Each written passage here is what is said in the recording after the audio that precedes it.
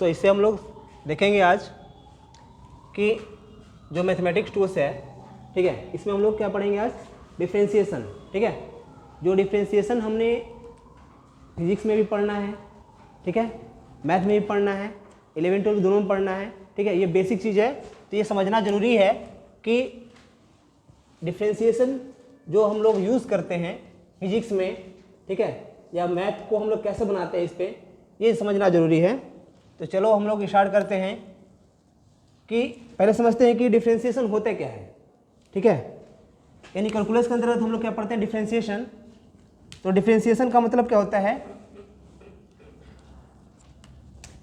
जैसे मान लो कुछ भी हमें क्या करना है, डिफ्रेंशिएट करना है।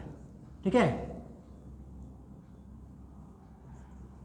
डिफ्रेंशिएट करना है मतलब किसी भी फंक्शन को, जैसे मान लीजिए y इक्वल कोई फंक्शन दे दिया है x का पावर 4। ठीक है, ये हमारा फंक्शन दिया हुआ है, इस फंक्शन को हम लोग क्या करेंगे, ब्रेक करेंगे।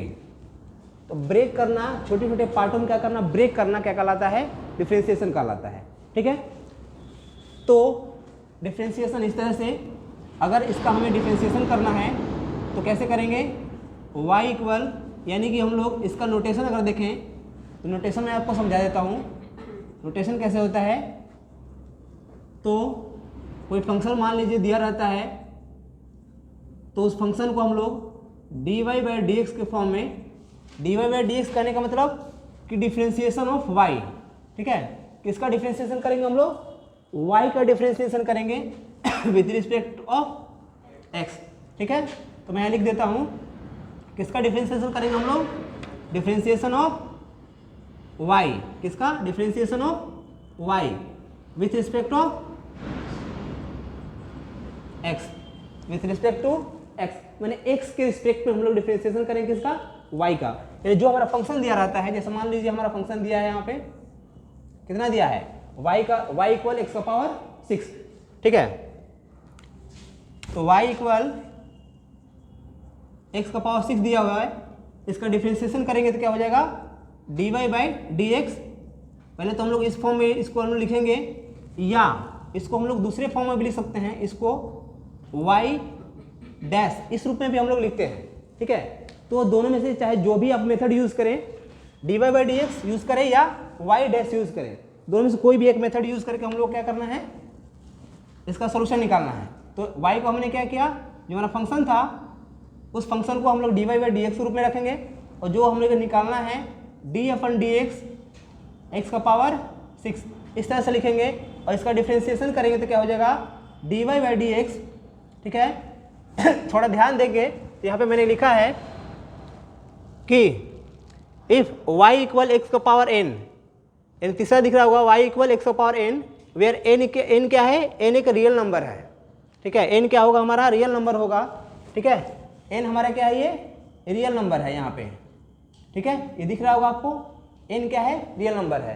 तो क्या होता है, इसका पावर पहले आता है, यानी इसका फॉर्मूला होता है x का पावर n इक्वल, n जो होता है पहले आता है, n पहले आएगा, और इसके बाद जो हमारा फंक्शन होता है उस फंक्शन में से n में से कुछ क्या करते हैं, माइनस कर देते हैं। ठीक है, ध्यान रहे कि क्या होता है, जो हमारा पावर होता है पावर को पहले लेके आते हैं और उसी पावर में से माइनस कर देते हैं। ये क्या होता है, हमारा फार्मूला होता है। इसी फार्मूला पे हम लोग क्या करेंगे, इसको हम लोग बनाएंगे। x का पावर 6 दिया है तो 6 क्या आएगा, पहले आएगा, तो 6 आ गया हमारे पहले और x हो गया। ठीक है, अब इस 6 में से क्या करेंगे, कुछ माइनस करेंगे। n हमारे क्या है, रियल नंबर है। ठीक है, रियल नंबर में से कुछ क्या करेंगे, माइनस करेंगे, तो क्या हो जाएगा, डिफ्रेंशिएशन यानी dy/dx इक्वल 6x का पावर 5, यानी इसका डिफ्रेंशिएशन कितना है हमारे पास, 6x का पावर 5। ठीक है, इस तरह से ये क्या हो गया, इसका डिफ्रेंशिएशन निकल गया। उसी प्रकार थोड़ा आगे देख लेते हैं, ये क्या था, इफ y इक्वल x का पावर n था तब, लेकिन जब हमारा कहीं भी if c equal some constant, हमारा कोई कांस्टेंट देता है। ठीक है, जैसे कि एग्जांपल के तौर पे मैं एक और एग्जांपल लेकर के बताता हूँ आप सभी को। जैसे मान लीजिए x का ऐसा दे दिया, x का पावर 2 प्लस 3। ठीक है, इस तरह से दे दिया, या दूसरा एग्जांपल दे दें, y इक्वल 3 दिया है, ठीक है, तो हमारा इसका क्या निकल जाएगा, डायरेक्ट निकल जाएगा। पहले मैं इसको समझा देता हूँ, इसको हम लोग इस रूप में लिखेंगे, इसका डिफ्रेंशिएशन निकालेंगे तो क्या हो जाएगा, dy by D x equal A D upon D x, ये हमारा जो सॉरी जो हमारा कांस्टेंट मान है, कांस्टेंट मान का क्या हो जाएगा, डायरेक्ट जीरो, यानी कि dy by D x equal क्या हो जाएगा, जीरो वैल्यू हो जाएगा, ठीक है। इसी प्रकार अगर हम लोग दूसरे एग्जाम्पल को देखें तो y इक्वल कितना दिया हुआ है, एक्स स्क्वायर प्लस 3, ठीक है, तो हम लोग किस रूप में लिखेंगे, dy by D x equal D upon D x, x square plus 3। इस तरह से हम लोग क्या करेंगे, इसका नोटेशन देंगे और dy by D x equal क्या हो जाएगा, जो इसका पावर है, पावर पहले आ जाता है, ठीक है, तो पावर पहले आ जाएगा 2 और x का पावर क्या होता है, हो जाएगा n-1, यानी कि 2 में से 1 जाएगा, ठीक है, 2 में से 1 जाएगा तो कितना बचेगा 1, और प्लस 3 क्या है, हमारा कांस्टेंट वैल्यू है। अभी मैंने बताया कि क्या, if c equal some constant, अगर हमारे पास कांस्टेंट वैल्यू दिया है तो हम लोग क्या करेंगे, कांस्टेंट वैल्यू को 0 ले लेंगे, क्योंकि उसके साथ कोई भी वेरिएबल हमारा नहीं है, इसीलिए अगर कोई वेरिएबल होता तो हम कुछ दूसरा यूज़ करते हैं, ठीक है। तो फिलहाल हमारे क्या दिया, कांस्टेंट वैल्यू दिया है, तो इसका क्या हो जाएगा, 0 हो जाएगा।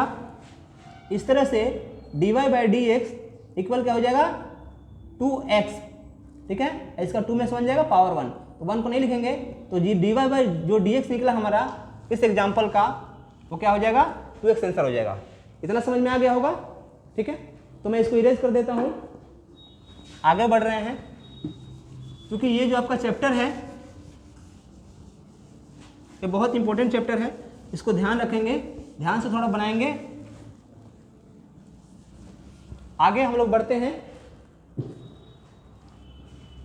दूसरा दिया है if y equal C X, ठीक है, where c is constant, c क्या हो हमारा कांस्टेंट हो, उस समय हमारा dy बाई डी एक्स क्या निकलेगा, d अपन डी एक्स सी एक्स, जो हमारा c होगा सिर्फ वही वैल्यू आ जाएगा, और जो x का जो वैल्यू दिया है वो x का वैल्यू क्या हो जाएगा, 1 हो जाएगा वहाँ पे। जैसे एग्जाम्पल में आपको बता दे रहा हूँ, जैसे y इक्वल क्या दिया है, मान लीजिए दिया है आपका 3x, इस तरह से दिया हुआ है, ठीक है, कोई एग्जांपल दिया इस तरह से 3x, तो हम लोग कैसे डिफरेंशिएट करेंगे, dy बाई डी एक्स, ठीक है, dy बाई डी एक्स, यानी कि x के रिस्पेक्ट में हम लोग y का डिफरेंशिएशन कर रहे हैं, ठीक है, and differentiation of y with respect to x, यानी x के रिस्पेक्ट में y का डिफरेंशिएशन करेंगे। इस तरह से हम लोग क्या करेंगे, d अपन डी एक्स, ये क्या हो जाएगा, 3x हो जाएगा। इतना कोई दिक्कत समझ में आ गया है, ठीक है।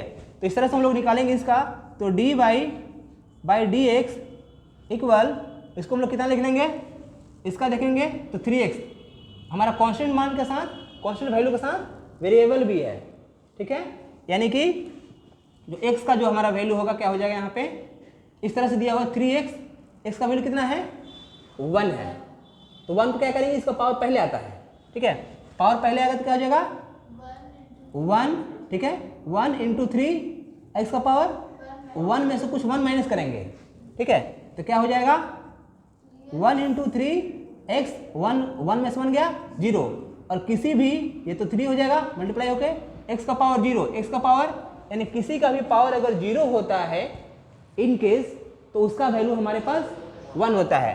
तो ध्यान रखेंगे, किसी भी वैल्यू का पावर, किसी भी वैल्यू का पावर अगर 0 होता है, उसका वैल्यू हमारे पास कितना आता है, 1 आता है। इस तरह से यहाँ कितना आ जाएगा, x का पावर 0, यानी कि 1 का 1 हो जाएगा, ठीक है। इसको हम लोग कितना लिख सकते हैं, 1, यानी 3 इंटू 1 इक्वल क्या होगा, 3, यानी इस तरह से अभी मैंने जो बताया, if y equal C x where c is constant, जब हमारा कांस्टेंट वैल्यू देता है तब क्या हो निकलेगा, dy by D x equal कितना हो जाएगा, जो हमारा कांस्टेंट मान होगा वो कांस्टेंट मान ही आ जाएगा। समझ में आ गया, ठीक है। और आगे थोड़ा सा और समझा दूं कि ये जो वैल्यू दिया रहता है हमारा, जिसके रिस्पेक्ट में हमें निकालना है, जरूरी नहीं है कि हमारा y इक्वल ऐसा ही दे, किसी दूसरे के रिस्पेक्ट में भी दे सकता है। जैसे मान लो y equal 2t square plus 3t दे दिया, इस तरह से क्वेश्चन दे दिया, तो क्या करेंगे हम लोग, ठीक है, यानी कि y के रिस्पेक्ट में हम लोग किसका निकालेंगे, सॉरी t के रिस्पेक्ट में हम लोग किसका, y का डिफरेंशिएशन करेंगे। यहाँ हमारा जो वेरिएबल मान हो जाएगा क्या हो जाएगा, t हो जाएगा। ठीक है, ध्यान से इसको समझना है। ठीक है, तो कैसे निकालेंगे, dy बाई डी एक्स। ठीक है, तो यहाँ x जो हमारा था x था, यहाँ x हमारा वैल्यू नहीं है, यहाँ पे क्या हो जाएगा, इसको मैं थोड़ा इरेज कर देता हूँ।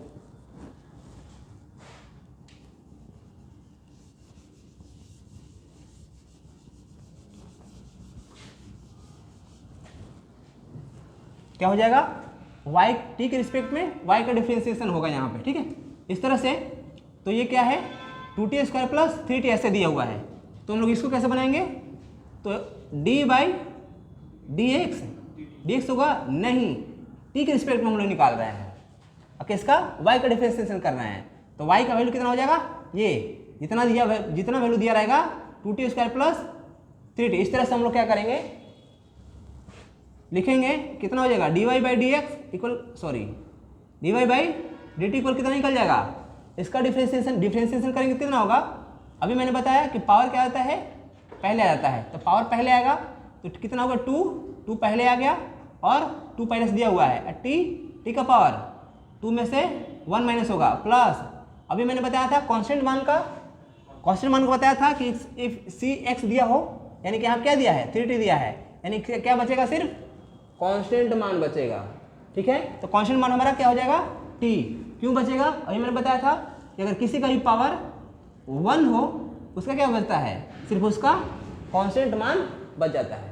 ठीक है, तो क्या हो जाएगा हमारा, सिर्फ यहाँ कांस्टेंट मान हो जाएगा। इस तरह से इसका डिफरेंशिएशन हम लोग निकालेंगे, dy by D T equal 2 जा 4 t का पावर 1 प्लस 3, ये हमारा क्या हो जाएगा, डिफरेंशिएशन हो जाएगा। ठीक है, समझ में आ गया, कोई दिक्कत।